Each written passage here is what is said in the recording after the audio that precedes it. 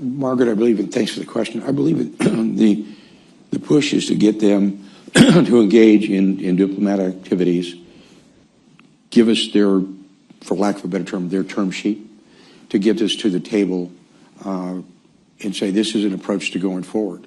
We know that both sides are going to have disagreements and agreements as well.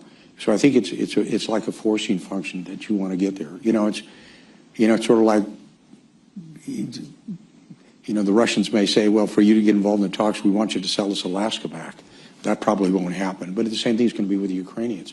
So it's more of anything. It's a forcing function to get to the realization that we want to go to a peace discussion, a peace deal. Look, my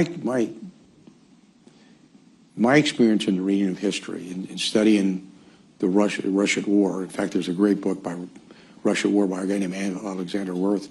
That it comes right down to it. The one thing you never want to do with the Russians is get into an attrition war.